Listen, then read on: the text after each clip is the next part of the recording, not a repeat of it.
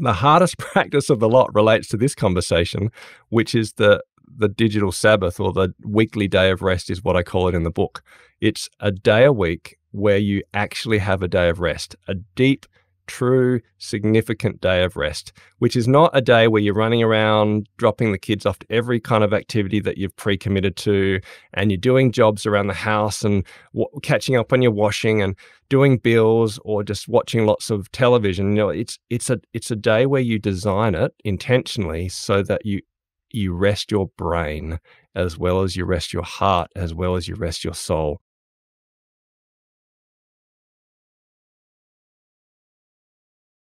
Welcome, everybody. I'm super excited to have Daniel C. with us today. He's going to talk to us about making space in the digital age and how you can just make more time for enjoying life and still balancing, getting the most out of technology and the wonderful things we can do with that without it being something that really creeps in on or takes away from your personal life. Thanks so much for joining us today, Daniel. Yeah, good to have this time to talk. Thank you so much for having me on the show.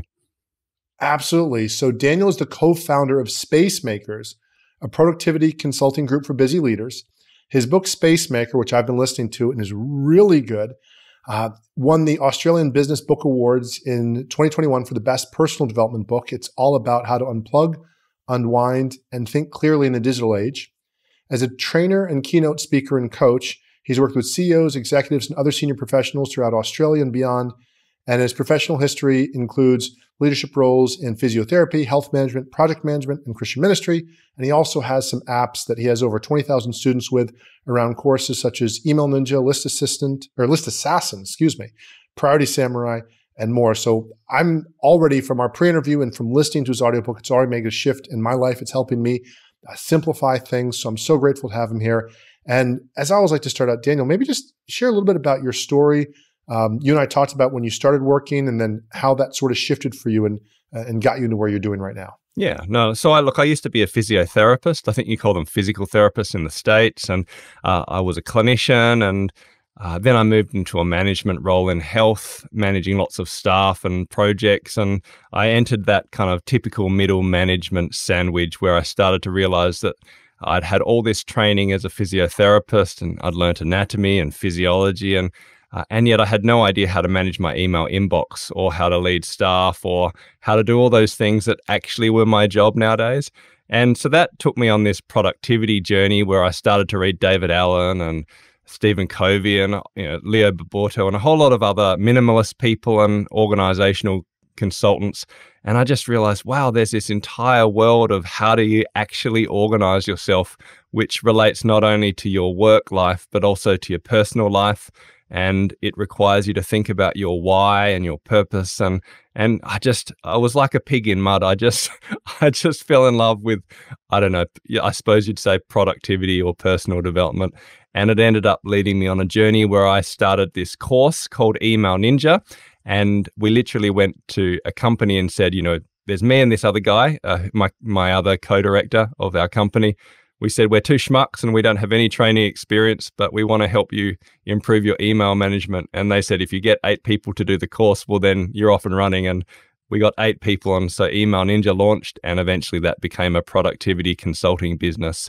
And now obviously I have a book and I speak and I coach. That was more than a decade ago. So that was a bit of my journey. That's awesome. And so one of the things I like about your approach is I think you have a very real approach to things. A lot of people, I find, either put a halo around technology or they demonize technology. And as somebody who has children, where the first response as parents sometimes might be, okay, let me protect them from everything that's out there. And yet at the same time, it can be no different than saying, okay, I'm going to shelter my kid till they're 18, teach them nothing about the real world, and then unleash them upon it, send them to college and cross my fingers and hope everything goes okay. And so there kind of needs to be, I think, a middle ground because so many people are embracing it. And I like that you got into that conversation. And then you talked about in the book this concept of downshifting. Can you share a little bit about what that means and how you came to that and how that helps people? Yeah, well, that's a good question. It's a bit different than what I thought you'd ask, so I'd have to think about it. So downshifting it's not a term I use a lot, but I probably think of myself as a downshifter. So I heard that term probably 15 years ago, and it really means people who are intentional in making the choice to work in a job which pays less or to work fewer hours in order to earn less, in order to experience other things that they value more than that high-paid job and that extra income that comes our way. Because I see the world in terms of 5 capitals, that you have relational capital, or you have financial capital, obviously, how much money you can invest, relational capital, so the depth of your relationships, both family relationships, but also across your community, intellectual capital, so what you're learning in your mind and how your brain is being stimulated, not just with information, but with the application of that, which is wisdom. Physical capital, I'm a physical therapist, so I value physical health and energy, and spiritual capital. I have a ministry background, so really value spiritual wisdom and being able to see the world in a much deeper way than what we see before us. So I suppose a downshifter realizes that you don't want to just shape your life around one capital. You want to actually look at your life as a whole and be intentional, and that always involves trade-offs. You cannot be a millionaire or a multi-millionaire and have an amazing family, look like The Rock in terms of, at least get strong and physical. And do you know what I mean? You can't have it all and be a spiritual, mindful, prayerful guru. Like, it just doesn't work that way. Life is trade-off. So downshifting is just that intentional trade-off to make sure you have time for family, for faith, for friends.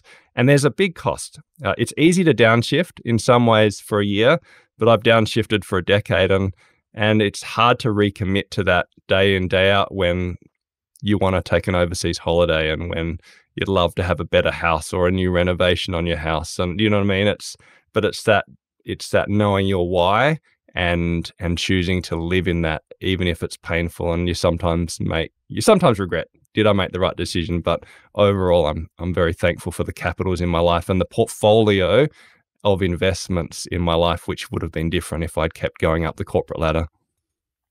Does that answer your question? That so answers my question. Okay. And what's so interesting to me about that is that so aligns with your description of that, what I've experienced. I say it in a different way to people. I say, look, every time I hit my income goal in less time, I work less. I don't look to make more money. And in my case, a lot of it has been driven by my, I guess you'd say, role identity, as a father, to say, okay, I want to be present for my children. And I have that as a very intentional goal. And to your point, it stinks when sometimes, some of the other people say, well, we're going here, or we did this many trips, and you say, okay, we could do that, or we can go in this sort of a way. And there are trade-offs. And as much as I am a both and person, I think there's still the reality. I mean, by definition, there's certain things you can't be. You can't be single and married at the same time, at least in the truest sense of the word. You can pretend to be. That's a different conversation. But you can't really do both at the same time. You can't be 100% committed to your family and 100% committed to your work. And that's not to say there can't be balance. But there's still, to your point, there's always some sort of trade-off. And I always think about it from a standpoint of, can I live with the trade-offs I make? Mm. And on the flip side, in the years when I have every once in a while had a year where, let's say I had a breakout year, made much more money than I thought, and I had an extra $10,000, $20,000, $30,000 sitting around. And then I realized how kind of quickly I went through it, and because I almost wasn't used to having that extra. I, let's say, planned for certain stuff. And my wife would sometimes say, whoa, slow down. We don't have to spend it all yet. I'm like, why? I'm just not used to having this around, because I'm so used to, okay, we're going to do this, and we're going to do that. And then when you get a chance, and then I also see very quickly, you mentioned about staying committed to it, where this little voice would say, oh, well, Wade, if you just worked a couple more, if you just worked every other Friday, here's how much more. And then as much as I've ever found any trip to be awesome, I still look to my default every week life, if you will. And I love my life the way it's my default week. So it's great to go on a trip. It's great, but I don't consider that in my life. That's an outlier from my life. And so it is intentional. It can be painful. It's not always like, yay, this is so awesome. I don't get to go to this trip that other people are going to because I chose to have more free time. And yet, and the other times, I'm like, oh, okay, well, it's Friday. I'm at the beach, or it's the weekend. I'm hanging out with my kids. I'm at a certain pace. And I love, gosh, I so want to get into this with you, of the space and pace thing, of just that, of just being comfortable with the pace I'm going at and the amount of rest I get. And so maybe share a little bit about that. So, for people who are into whether it's yin yang or, rest and activity, I love, in fact, I don't think I've heard anybody describe it so clearly as you do, the difference between space and pace. Would you share a little bit about that? Yeah.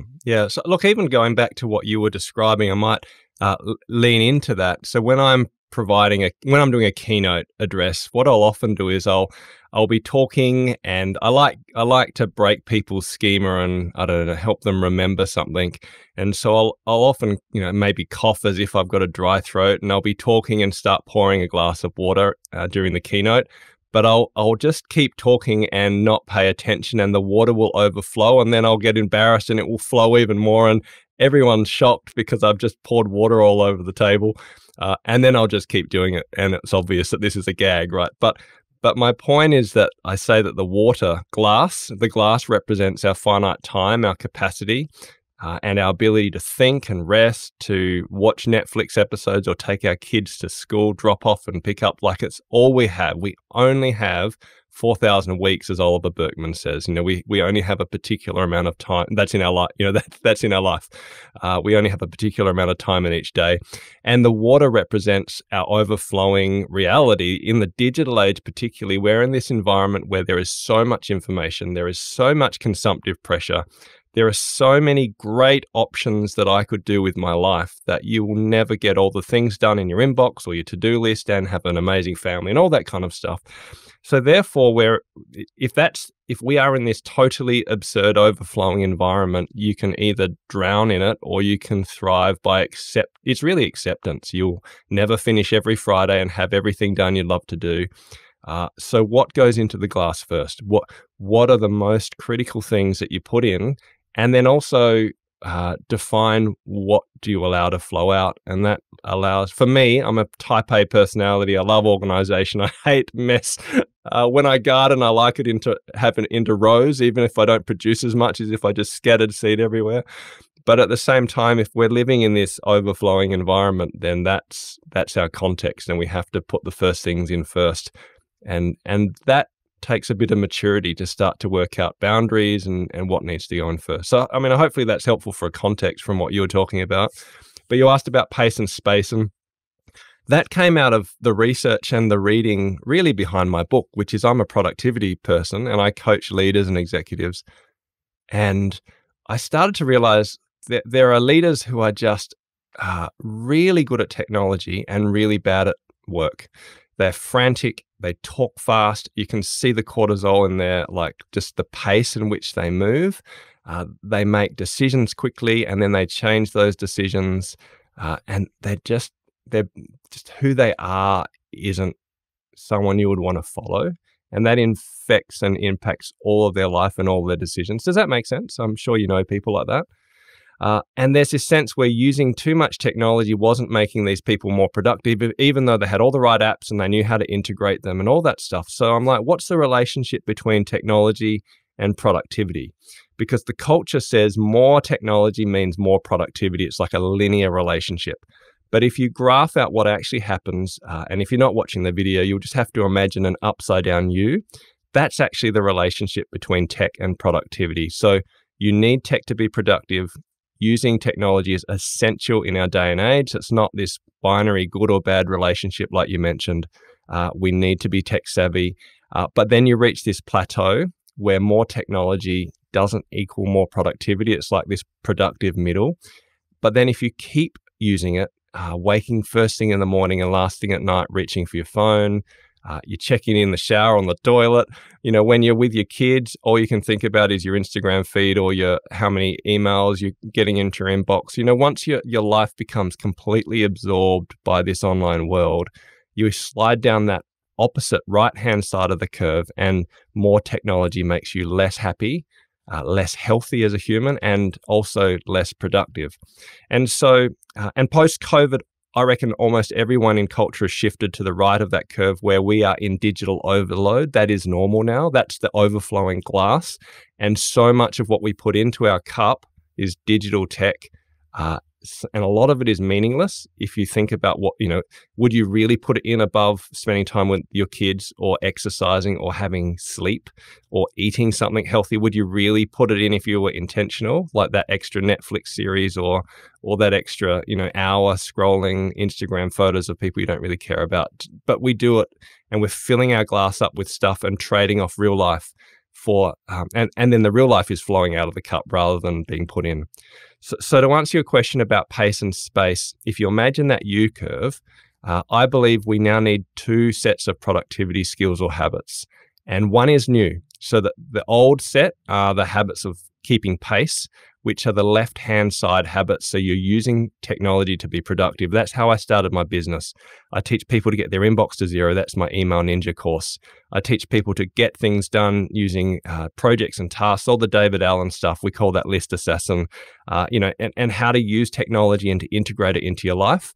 That's the habits of making pace. We have to be good at that to be productive. But the yin to the yang, the white to the black is the space making habits, or the habits of making space, not pace. And they're the habits where you are shifting from the right-hand side of that curve and returning to the productive middle. They're the minimalist habits. They're the habits where you are, essentialism fits in that. It's the habits where you are unplugging from technology in a rhythmical, intentional way, not accidentally. That you're creating space in your life for the things that matter. You're putting the things in your glass that matter most by unplugging from tech, where you are resting in an intentional way. Deep rest needs to be learnt. It's not something that most of us will experience by default nowadays because of our context. Where you're learning to think deeply and reflect contemplatively, enjoy space, and so basically slow down and be human, not be a cyborg, a half human, half machine. And that's where we find the joy nowadays. And I think most of us need to focus more on the space-making habits to return out of digital overload into healthy, normal life, rather than have to focus on the habits of pace. Although typically you need both running at the same time. It's paradoxical. Life is not binary. It's in the sense of it's complex, and you need to work on both sides at the same time. There's a long answer, but I think the context is important for listeners so they understand that this isn't just throwing ideas out of nowhere, but we actually need a new framework for understanding what productivity and health and happiness looks like, because we are bombarded by so much tech. We will almost never be offline if we don't design it into our lives. Does that make sense?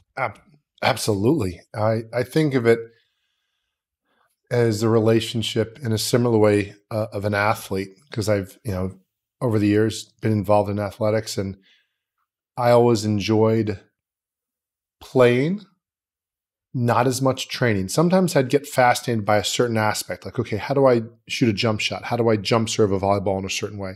So I might get obsessed with that for a while and then really dive into that. And then I would reach, it really was kind of a diminishing returns thing of, okay, I'm good enough, a whole lot more, and this isn't going to get me a whole lot better. And now, especially at my age, it's about, well, if I want to keep playing volleyball, then the space, the rest is important. If I just keep going, and not only just because of age, but even within a week, if all you do is pace, practice, play, you're going to get hurt, you're going to get injured. And finding that balance, which seems to shift over time, depending on your age, your life situation, your priorities, family being around or not, all these different variables. And yet it seems to me that some people don't even see that as a variable in the equation. And so the equation is only, well, either hustle at 80%, 90%, 100%, 120%, or whatever, as opposed to, well, no, hustling, yes, there's a skill to hustling, activity, yang, whatever word you want to call that. but there's also actually a skill to relaxation. There is, and I remember reading a book on nutrition for athletes and sports psychology, and it was so much about, look, if you're not well rested, your mental game is going to not do well. And then if you're overtired, you're not physically rested, or if you don't have good nutrition, that's going to hurt you. So it's more of, again, this holistic picture, as opposed to, well, either you're on and you're doing work and that's great, or you're just off and you're lazy and that's bad. And do that as little as possible because you're messing up or you're not tough enough. And it'd be bad enough if those analogies only stuck on males because of sometimes how we're socialized, but even the women, then the demands to be the stay-at-home mom and the working mom and make the money, all these different things that, again, it's still a different form of toughness, but still this expectation of just going on and on as if there is some sort of prize for that. It's almost as if I were to say to you that, you know what, Daniel and I are going to we're going to go out and, get a drink and watch a football game. And what I'm going to do is I'm going to measure our quality of time together by how many words I spew at Daniel. Like, how many words can I get in without him leaving? Because that's another variable. As opposed to, well, no, we're going to watch the game. We're going to talk. He's going to talk some. I'm going to talk some. And that there being a quality, not just a quantity approach, and not getting obsessed in the quality either. Because if it's just quality, well, then I'm just going to, meditate under the Bodhi tree forever and never do anything. Well, that's not, you're eventually going to starve. So that's not either. And it's so interesting to me because I just find that approach to people, even the quantity versus quality. You and I were talking about this ahead of time. There are just certain people in business that might be in the same exact topic as you, although ours is kind of unique to this. But if they're too fast or too slow or too, then you're like, well, it's good, but it almost feels like it's too intense or it's too serious. And so I think that sense of the whole idea that when you're driving on the road, whoever's going faster than you is a maniac, whoever's going slower than you is an idiot.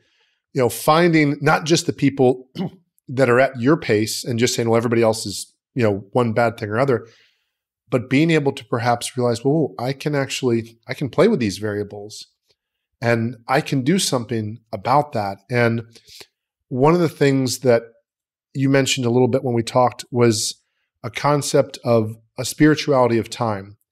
And this sort of sense, if I understood it correctly, of being a little more intentional. And you definitely mentioned earlier, like these 5, these multiple dimensions of life, as opposed to what's just productivity. There's the relational, there's the financial, there's the spiritual, there's different pieces. And would you share a little bit about that, what that can look like and how that can be something that maybe people are just not even aware of? Because it feels to me some people are looking at their life with either 1 or 2 measures. And there's 8 to 10 to 15 other ways they could be measuring their life. And if they looked at it that way, they might say, oh, wow, I'm doing great financially. But wait, I'm missing my emotional, mental, spiritual dimension. I'm missing my relationships or whatever it might be. How does that spirituality of time kind of start out? How do you do something with that? Well, that's a big question. Let me answer by maybe expressing some of my journey. So I'm a type A person. I love work.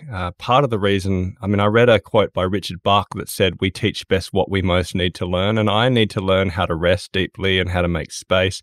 I'm not the kind of person that just loves having a beer with people and hanging out with people. I'm not all just relationship first and rest first. And then I work because I have to motivate myself. Like I love work so much that I have to discipline myself not to work. And that's a challenge. And the reason I say that is I suppose I started this journey realizing the importance of disciplining myself to not work constantly and to have rest and have time to think deeply. And I saw it from a productivity lens. So yes, if you work 60 hours a week constantly, well, then the research says you end up being as productive as if you were working 30 hours a week, but you can't see it because of sleep debt and exhaustion and all that kind of stuff. So it's like, okay, I need to rest. I need to spend time with friends. I need to, examine my, pray and have a faith because it helps me get more done. Okay. But that was maybe the first step of my journey. And I learned some great skills. I created a rhythm and a pattern in my life. And I actually really believe we need these patterns and rhythms of rest and thinking and exercise. And so you're kind of balancing those 5 capitals to a certain extent. But then I started to move through this sense that actually, have I just adopted the cultural norms and story of America and Australia, this kind of capitalist view of the world where the only reason that rest and relationships and thought is valuable is because it's economically viable? I get more done. I'm more productive because I'm resting.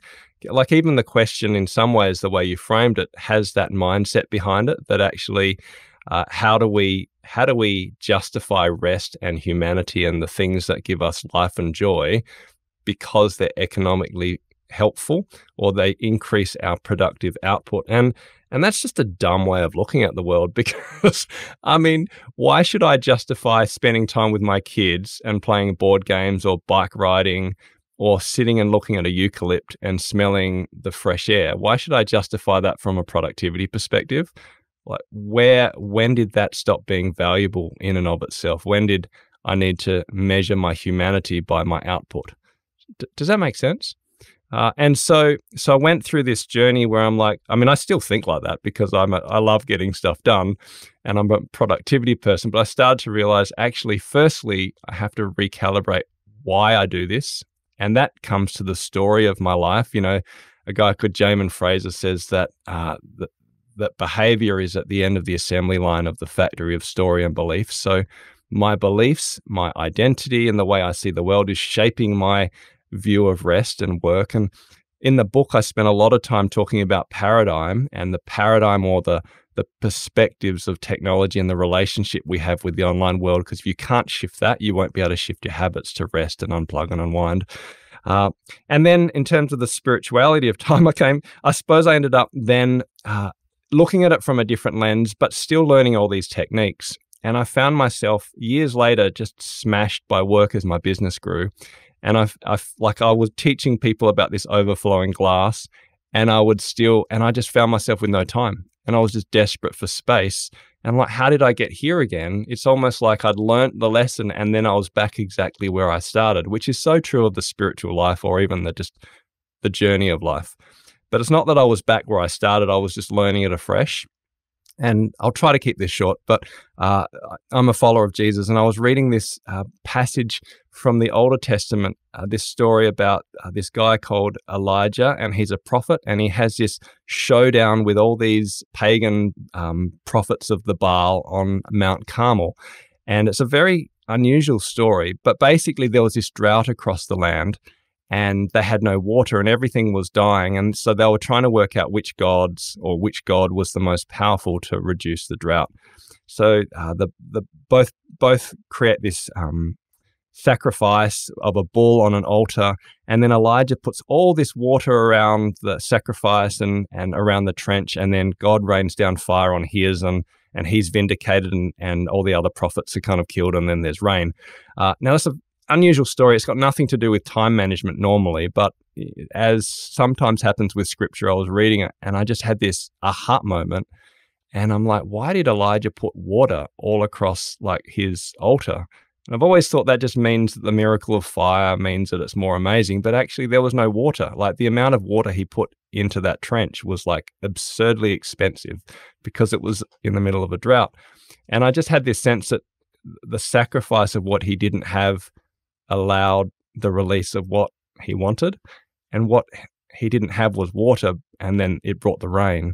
And so I actually said, to God in my own personal way, what don't I have? And I knew the answer. It was like, I'm desperate for space and time in my life, and I'm trying to get it by working harder, and by getting more efficient, and by balancing all these different capitals, and it's not working. And I'm like an expert in this area. And I just had this sense that actually time and space is not just a matter of organizing yourself. Those things matter, but there's actually a deep spiritual reality to time, because you are time. I mean, you don't have anything but time. You can't manage time like you can manage money. You are time. You get this many weeks, you die.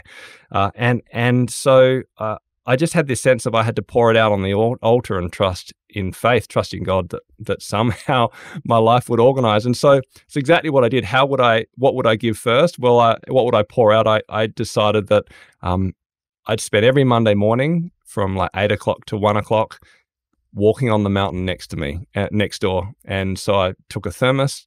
I didn't open my email. And Monday's the busiest time where I'd usually just be frantically getting stuff done from the weekend. And I just walked and I enjoyed nature and I prayed and I thought. Some of the best insights of my week came from that time. But what I discovered is, and it was just, I can't explain it, but my to-do list stabilized, my client list stabilized. When I needed more work, more paid work, it came my way. When I needed more space and rest, things slowed down. And just, I had this amazing year where just I was back into the rhythm. And it came by completely illogically having less time to work and by living in a spiritual way. So I know that's an unusual story, but all I can say from that is there is a spirituality to time which requires surrender, not just ownership. And that's a journey I'm still walking through.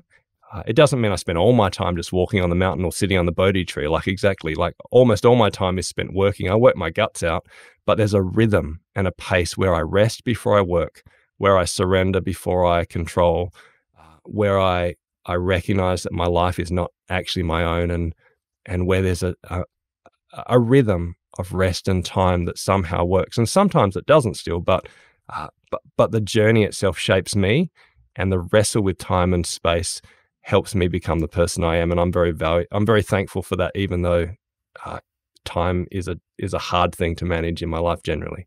I don't know if that makes sense. Does there comment, because you might be able to interpret it for listeners in a way that explains it better than I did. I actually relate with that unbelievably well in this sense. I, like you, have a strong type A drive, left brain.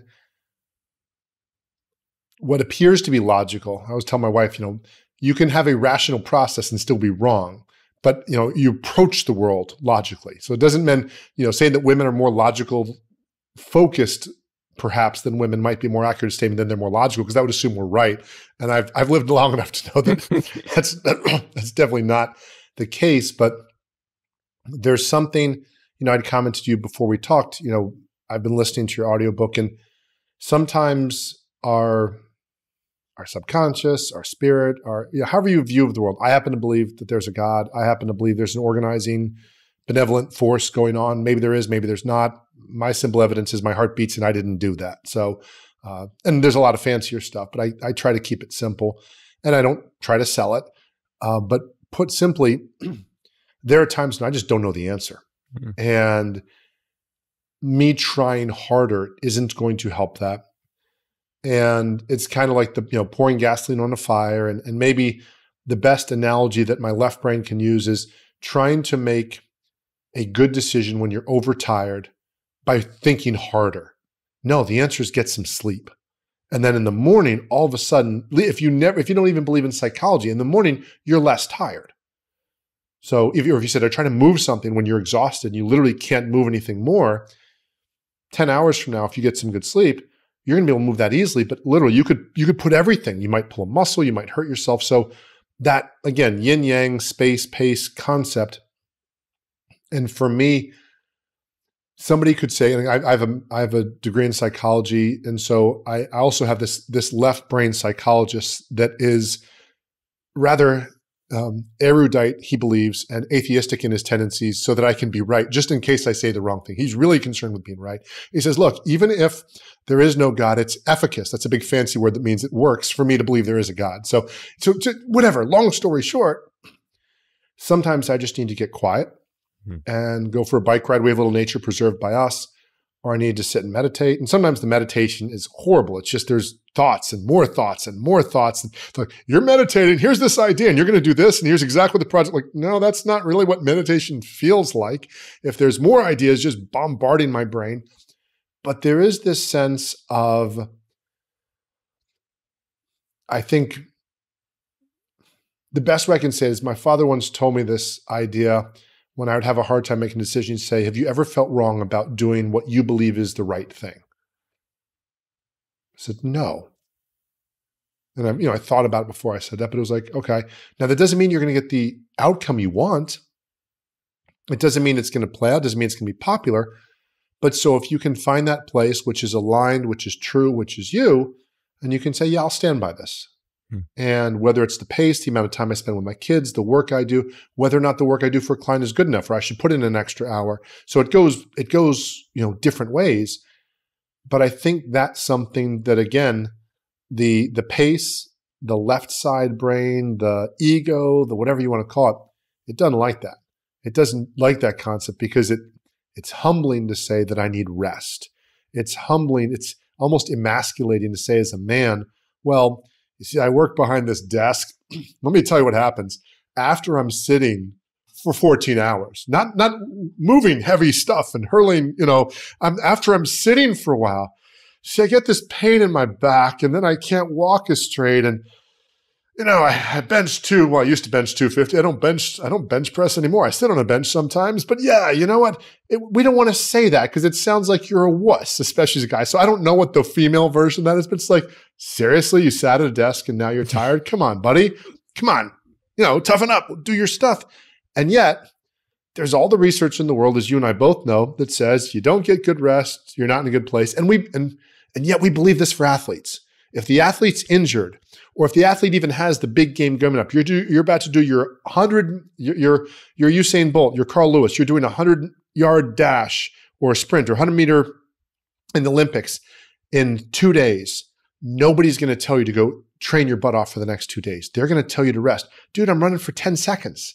Rest, buddy, rest. You got to have everything to put into those 10. But with work, we say, no, that doesn't matter. Put a 5-hour energy drink over it or some caffeine thing, and it's going to be okay.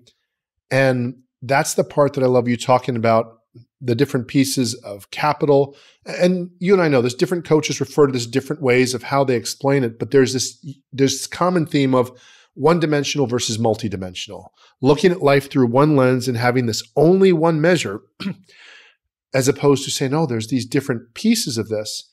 And I think that's something that is so huge. And then already, as you and I are getting sort of philosophical, I'm going to kind of bring it back a little for the listener who's about to kind of go off into the ethers, because you and I are kind of sound like we're both kind of used to being there and coming back on our own little spaceships. What are some of the practical strategies that are research-based that can help somebody unplug, unwind, and think clearly, just as something that's habitual, something that they do, that if they don't resonate with what you and I said, which, by the way, if you don't, re-listen to it. There was actually a lot of good stuff in what he said there, whether you subscribe to a specific brand of view of the world or whatever. But what's some of that practical stuff that there's research behind that you can say, yeah, look, this is the stuff that whether you even flow with the story I just shared, if you're going against this, you're just really going against that. What's that science thing? Yeah, science. Yeah. No, look, it's interesting. I mean, my book is not a highly philosophical book either. It's a productivity book. No. So it's really nice to be able to talk through some of the ideas that are in the book, but obviously a bit more wax eloquent. It's interesting when you're talking about sedentariness. I mean, I'm a physical therapist by background, and obviously have a science background. And it's one last bit of philosophy, and then we'll go on to that practical side, but it does relate. The idea that work is, when you're running, you're working. That's the idea of, when we used to be agricultural, we would be physically digging. And so it makes sense that rest is not like, let's say a Jewish Sabbath sense is not walking and not physically working, etc. But for you and I, we don't physically work like that. I mean, this is work for me. I'm on a screen, I'm communicating, I'm using the internet, I'm typing, I'm swiping, and I'm at a desk a lot of the time, or I'm just having relational work-based conversations if I'm face-to-face with people. And so the reason that's really important is I get to this point in the book where I ask the question, what is work and what is rest? And therefore, how might you practically learn to rest in your life if you're a knowledge worker? Because the conclusion I came to is that if my work is predominantly what I do in my brain, not what I do with my body, right? So it relates to, and it's always digitally mediated. It always involves a screen. And then on the weekends, I'm typing and I'm swiping, I'm using the internet, but it's just different apps. But the brain, from a neurological perspective, can't tell the difference between Outlook and Instagram. It can't tell the difference between what you're doing at work and what you're doing for rest. Like, it might feel different because, you're watching, I don't know, Squid Games versus talking to Wade on a podcast. But ultimately, it looks very similar neurologically, actually, work and rest. And so one of the reasons I think our society is really losing its ability to rest and slow down and experience what I would say is deep rest, Cal Newport talks about deep work. I think we need to be talking about deep rest, is because we haven't actually defined what work is, and therefore we haven't worked out what rest is, and we haven't worked out how to flip from work mode to rest mode. And for almost all of us now, that requires a change in the way we use technology. So I like to talk about the simple, small practices when people ask me questions like you did, what's the research-based science stuff? So I talk about digital-free meals and starting and ending the day without technology and walking without podcasts and having these tiny pauses throughout the day where you can experience a better life, and how you might change your phone so it's less addictive. So all that's in the book, but the hardest practice of the lot relates to this conversation, which is the digital Sabbath, or the weekly day of rest is what I call it in the book. It's a day a week where you actually have a day of rest, a deep, true, significant day of rest, which is not a day where you're running around, dropping the kids off to every kind of activity that you've pre-committed to, and you're doing jobs around the house and catching up on your washing and doing bills, or just watching lots of television. It's a day where you design it intentionally so that you rest your brain as well as you rest your heart, as well as you rest your soul. And that's not easy. That actually takes some practice. Sabbath is one of those beautiful things. I've looked at research from all these different places, and I cannot find any example just in any philosophical field or scientific field that beats the Jewish Christian Sabbath when it's done well. And so that's why I decided to use the Sabbath for this particular practice, which is the weekly day of rest. And basically, if we're going to rest, we need to stop working. And that pretty much means we need to stop accessing email, stop accessing the internet. But we need to do more than that. We need to know what rest is. So for me, I have this process which I take people on where, and I call it 5 Ds. But basically, I want to orientate a day of rest around both deep rest and also worship or remembrance. I call it remembrance. So or reflection. So you're something spiritual, something rejuvenating. And to do that, you need to have a day, a full 24 hours once a week, where you actually focus on rest individually and together, where you have, I say that you do the dishes. So it's about how do you prepare for that day of rest, because it's impossible to work like ridiculous hours and then suddenly say, yep, now I'm resting. The dishes are messy. The vacuuming hasn't been done. Like you're not going to be able to rest if you do that. So you need to have like this ritual where you spend a bit of time preparing meals and making sure the house is clean. And then maybe for us, what we do is we eat a meal together. We light candles. We say some questions. We say what we're thankful for. And we say, hey, we are now in our digital Sabbath. We're now on our weekly day of rest. So a ritual to flip you into rest mode. And then clearly define what your do's are. So what will you do? For me, I love chainsawing and physical activity and doing stuff that is manual, because that's the opposite of what I do when I work. So that's restful for me, as long as I don't have to do it, like not ticking off jobs or having to fix things around my house. Like I'm talking about just activity because I feel like it, not because I have to do it. For my wife, she's a nurse, so she doesn't want to help people. So we don't hang out with people who actually need us. We just hang out with people who are easy.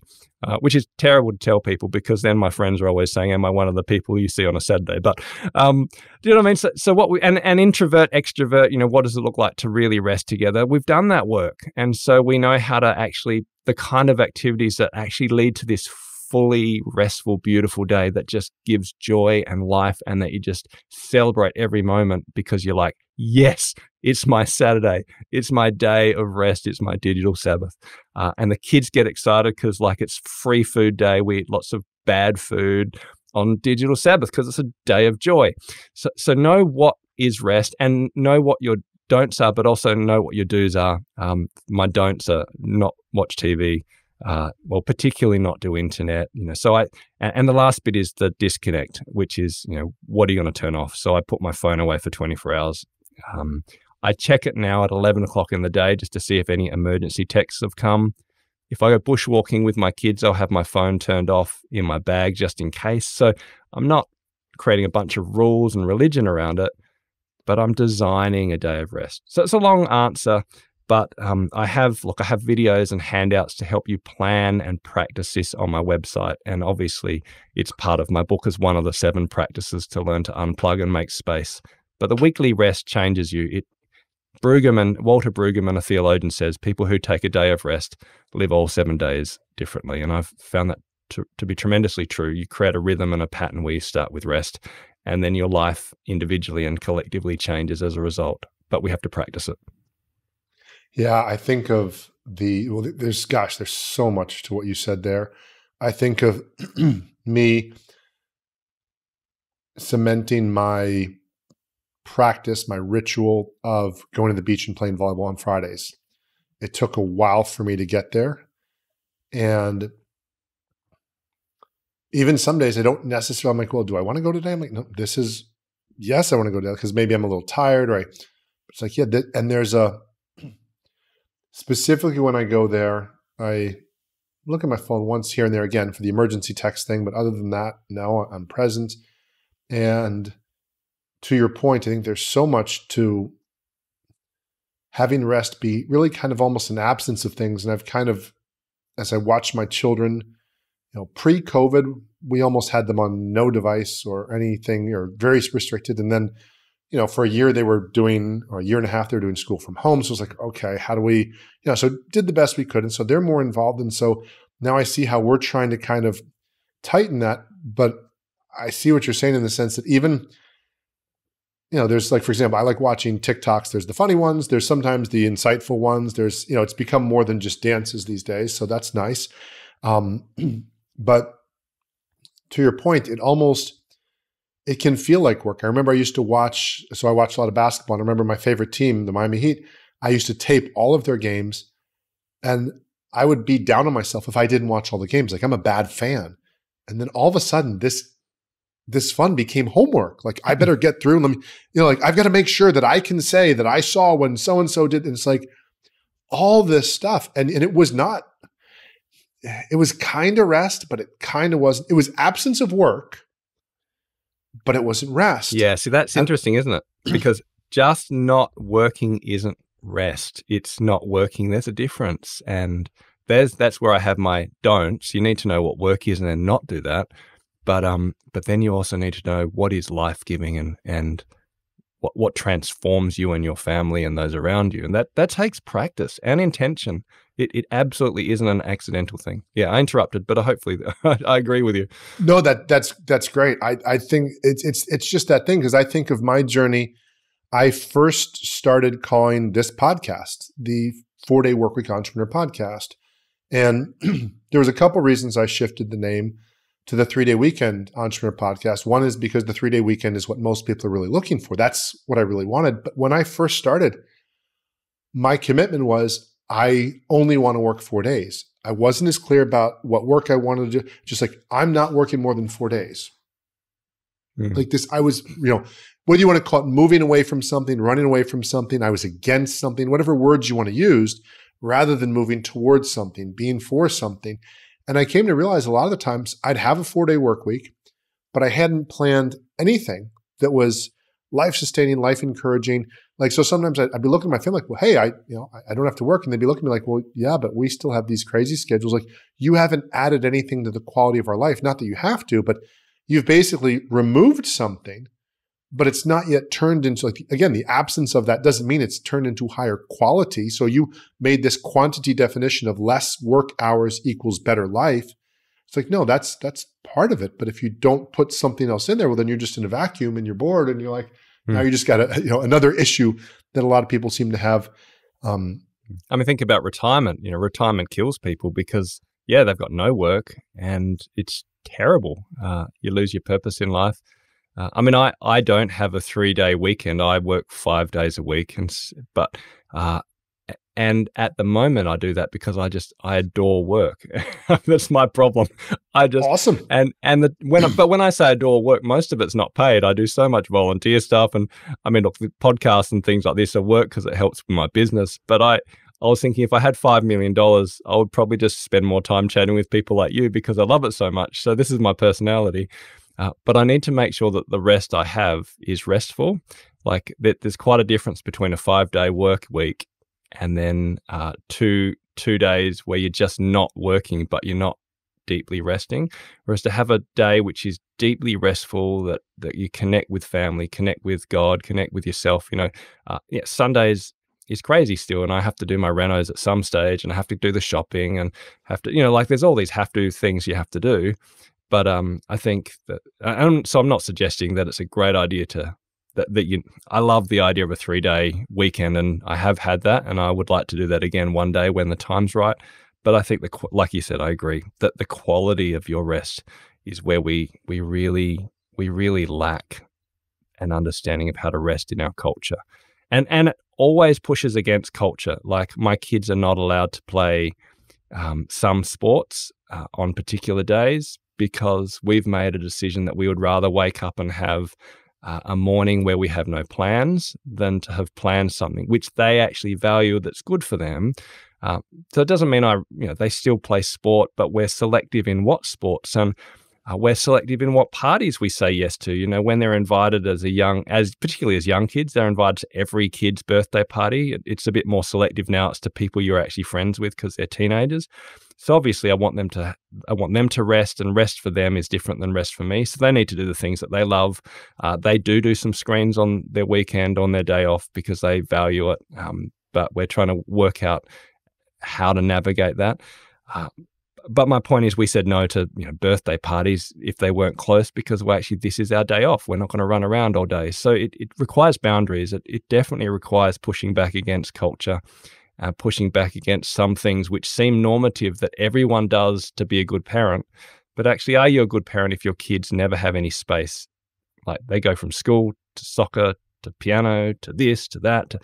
They get so stressed. Yeah, it's terrible. And they get overwhelmed. And we don't, I think people don't realize that a 10-year-old or 12-year-old can get so overwhelmed when they don't have the downtime. And sometimes something that seems like the social media, like it's always fun. No, for a lot of them, it's work. They're trying to keep up. So I watch this with my kids, of us keeping restrictions on their hours and then sometimes pulling it from them. They'd kind of look at us and be like, yeah, I want it back, but it's been kind of nice to have some time away from it. And we've not done as much of it. And sorry for interrupting. I just so agree with you that it's not this simple question. And just a real quick thing to your point, to me, I don't do nothing on the 3 days, even creatively. For me, 4 days of work are the days that I generate income. So I might volunteer. The books that I write on spirituality or different things, I'll do those on usually not Friday because I'm playing volleyball, but my Saturday, Sunday. So I'm still, I'm type A-ish. I like to create, I like to do things. And then shocker, sometimes I'll get an idea and I do my best because I track where I invest my time. And sometimes I will, because I'm in such a quiet space on a Sunday morning, I'll wake up at 5:30 and I'll have this epic idea for business. And I've at least gotten wise enough. I'm like, okay, this might not be here tomorrow. I've got ridiculous clarity right now because nothing's stressing me. And so I'll give it 15 minutes or usually at the most 30 minutes and I'll kind of hash it out or write it out and be like, okay, I'm not going to develop that, but I'm going to, if there's an inspirational idea or piece that I'm going to put it down. And so to your point, not having it become this dogma but just this sort of general, this intention, not this white knuckled goal, but like, I'm going in this direction. And if we kind of go a little bit that way, a little bit, that'd be okay. But I'm going that way. I'm going west. I'm going to kind of go west. And if we go a little bit, that's fine. I'm not going east. But if we go a little bit north and west, or that's okay. And having that flexibility. Wow, you and I can talk, man.